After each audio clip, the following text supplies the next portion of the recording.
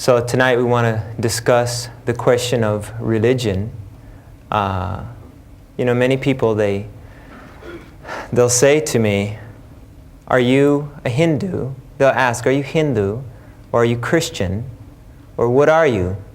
Because they say, we can't understand this. It's hard for us to comprehend because I'm watching the television show and one moment you're quoting Bhagavad Gita and the next moment you're quoting Jesus Christ. So they're trying to figure out what label to put on me. What label are they going to put on the science of identity? Is it a Hindu thing? Or is it a Christian thing? Is it a Mohammedan thing? What is it? So this makes us realize that we have to explain what is real religion. Most people, when they think of religion, what do they think of? They think of a particular faith. They think of a particular method or process, right? They think of Christian, Hindu, Muslim, Jew, and so on. So this is people's idea of religion. So therefore, they also feel or believe that religion is something that you can join or something that you can quit. Right? That's why they say, what is your religion? What were you before that? Have you ever thought of changing your religion? They ask questions like this. And some people, they say, I used to be a Christian, but now I'm a Muslim. Or, I used to be a Muslim, but now I'm a Hindu. Or, I used to be a Hindu, but now I am a Christian. Like this. Who here has heard of this? How many people? Raise your hand if you've come across this idea. All of us. We've all come across this idea. There's like maybe some of you tonight, or the other night when you're coming to our lectures, you're thinking, should I go to this? I wonder if this conflicts with my religion. I'm Christian, or I'm Catholic, or I'm Protestant. So this is what most people think of when they think of religion.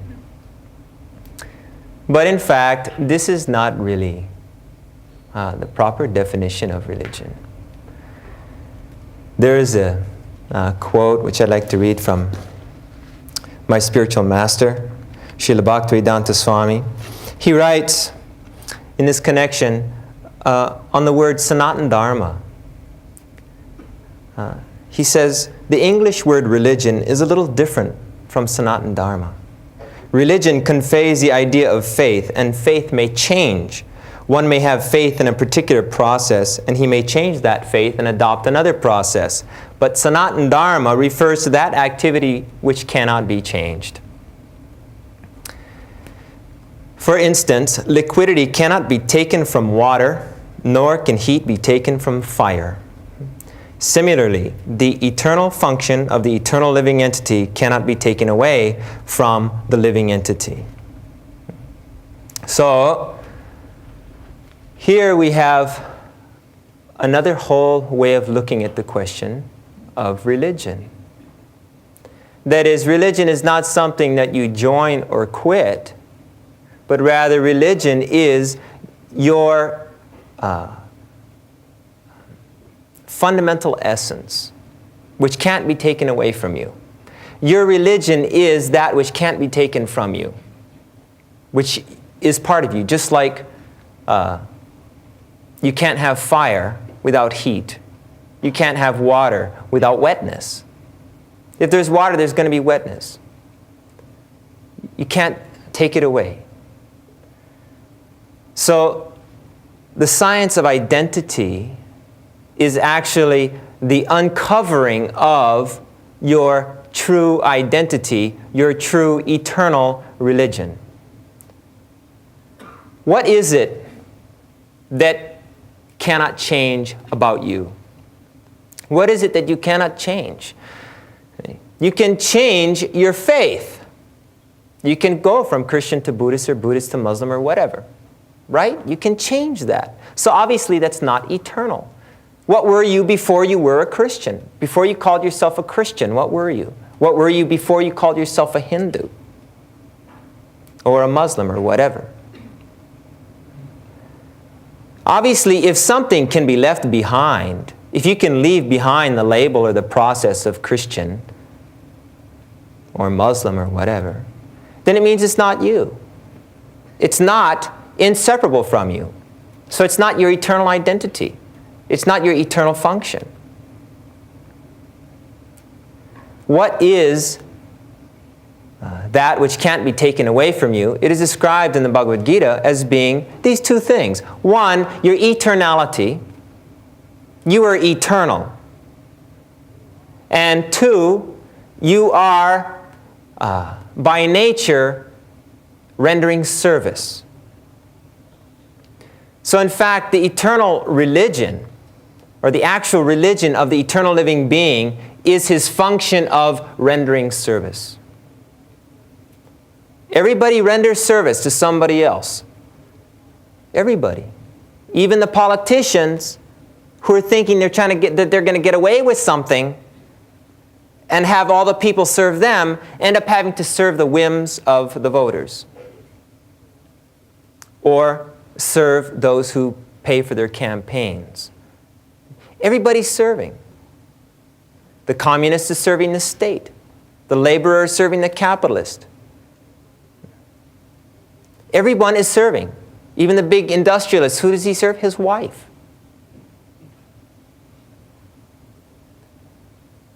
And they both serve their children. Their children serve their teachers and their parents. If you look at the situation, you'll find that nobody can get away from rendering service. Even it may not be designed that they don't want to render this service. Everybody is rendering service. They're serving someone or something. So this natural element which is part of us, rendering service, combined with our actual identity, our essence as spirit, not material. We're not matter, we're spirit. These two things combined make for our actual religion, our eternal identity and our eternal function.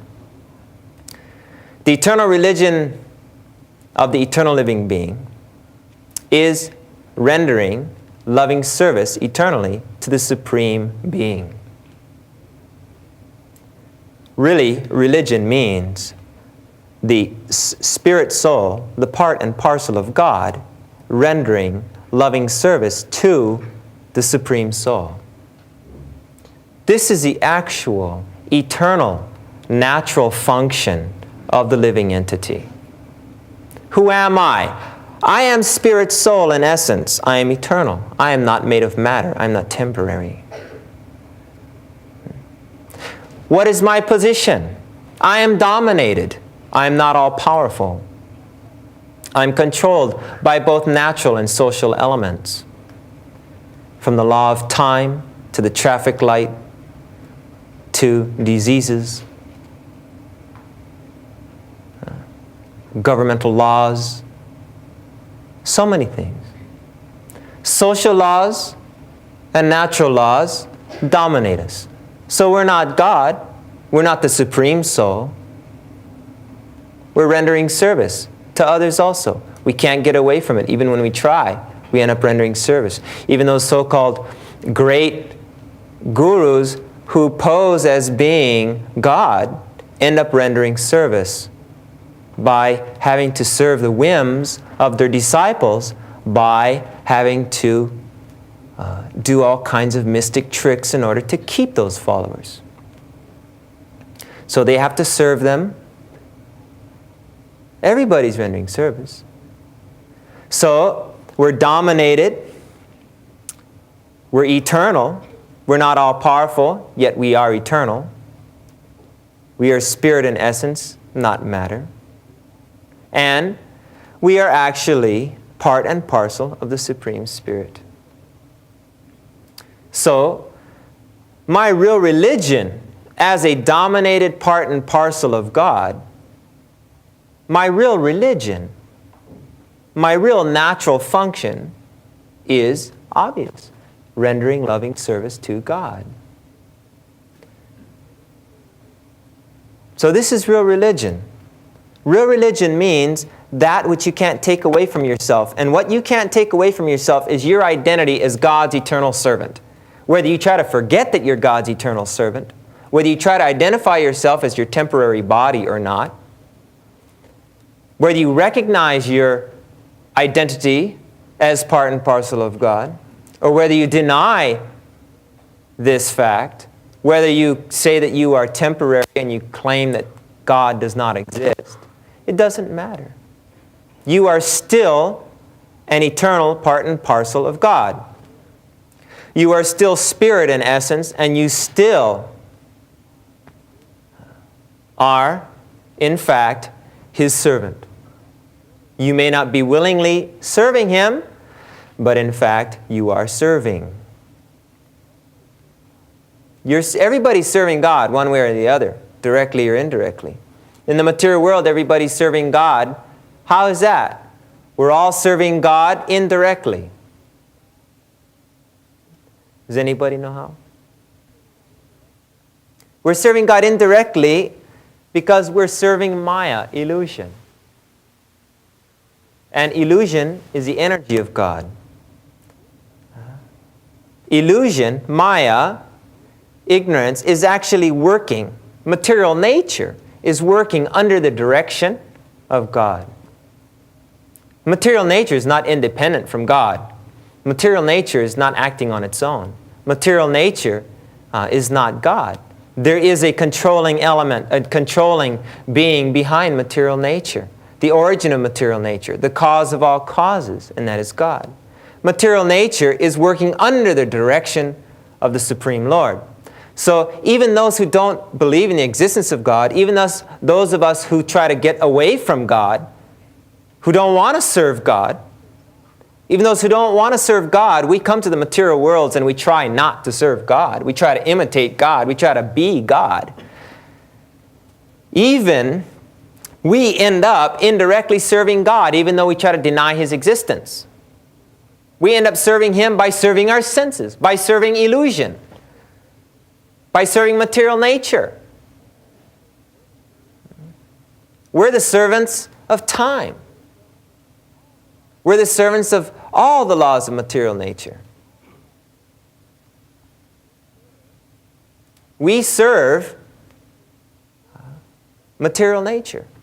We are under material nature's laws, and we serve material nature. So even if we don't accept the existence of God, or we don't want to serve God, we still end up being His servant indirectly. So we're still servant of God. But the difference is we don't see Him. We don't know Him. We don't experience the loving relationship with Him that is inherently our right, part of our identity. But we are turning our backs to it. What is naturally ours, just like wetness is naturally the property of water.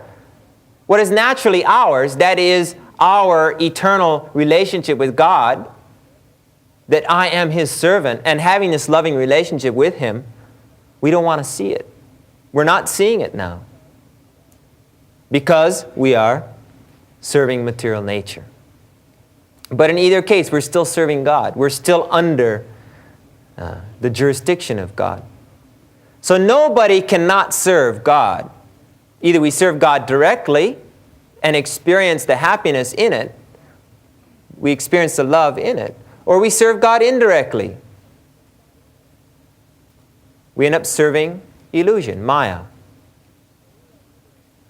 So we are either the servants of Maya, or we're the servants of the Supreme Person directly, but in either case, we are directly or indirectly servants of God. Therefore, it must be concluded that our natural function is eternally rendering service to God. So if we understand these two things, our eternal essence that I am spirit soul. I'm not matter. I'm not temporary. I don't begin with the birth of the body or the conception of this body. And I don't end when this body dies. We must understand this, and we must understand that by nature I am the eternal servant of God. This is my natural function. So, religion then means that I am acting on this fact. I am knowing this. If this is my eternal religion, I can't change it. I can't run away from it. I am eternal and I am God's servant eternally. I can't change these facts. This is my religion. This is everyone's religion. That we are all the eternal servants of God. We are all spirit souls, part and parcel of God, whether we like it or not. That means that we can't get away from our religion. We can try to close our eyes to it, but this does not alter the fact. So religion does not entail faith in this sense. The real definition of religion is that you are what you are. You are the eternal servant of God, whether you believe it, whether you don't believe it, whether you act on it, whether you don't act on it. It doesn't have anything to do with your believing it. You can't join it and you can't quit it. You can't stop being what you are. And you are eternally God's servant. That's your religion. You can't stop this. You can't start it and you can't stop it. It's your eternal identity. You can't get away from yourself. You can't get away from your real religion. So this is a completely different way of looking at the question of religion or the definition of religion than that which is normally applied.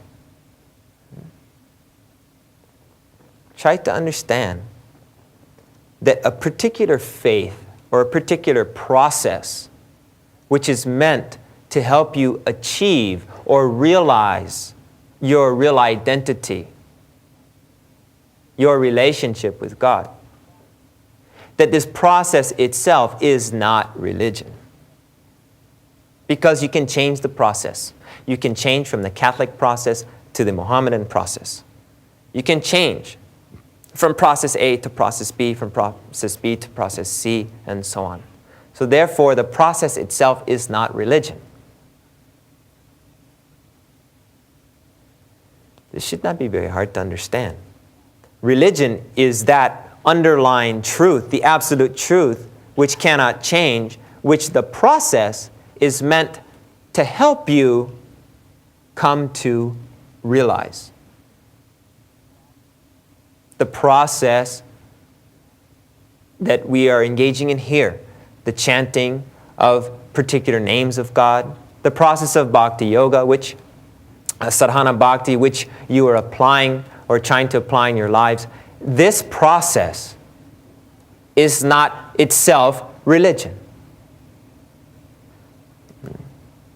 The process of one particular process is not itself religion, but rather is meant to help you achieve or realize your real religious condition.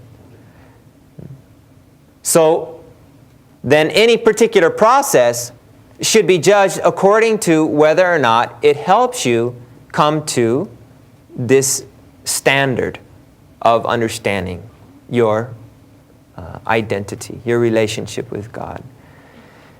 If, for example, you have been following a particular process from the time of your birth to today, and your body's 50 years old, and you still think of religion as being something you can join or quit, you still think of religion as being a member of a particular team or something that you can join or leave, that you can declare your allegiance to or stop declaring your allegiance to it. If that's what you think of as being religion, and if you think you are a religious person because you are a member of a particular group or team or church or sect or whatever, then it means that the process has not helped you. It means that that particular process you were applying has not helped you.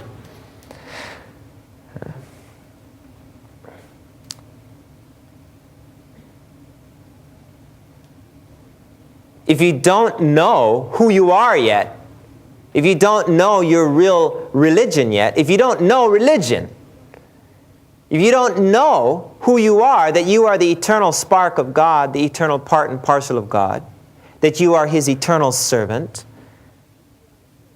if you are not yet tasting your relationship with Him, if you're not experiencing this exchange of your relationship with the Supreme Lord, if you're not fixed up in this condition, then it means that you have not achieved that which you really want, what you really need. Real religion. So, if people understood what real religion means, then they would not have so much fighting over this business of this is the real religion and this is not the real religion. Or that people would not be sucked into this wrong idea that I can become religious simply by joining this team. Simply by joining this faith or this sect or this church, I am automatically a religious person. No. The really religious person is one who is in full knowledge of and is fixed up in the absolute truth of his identity as the eternal, loving servant of the Supreme Lord. And if that person achieves that condition, he achieves this understanding, and he's achieved this platform of spiritual perfection by one particular process or another, then fine. It doesn't matter.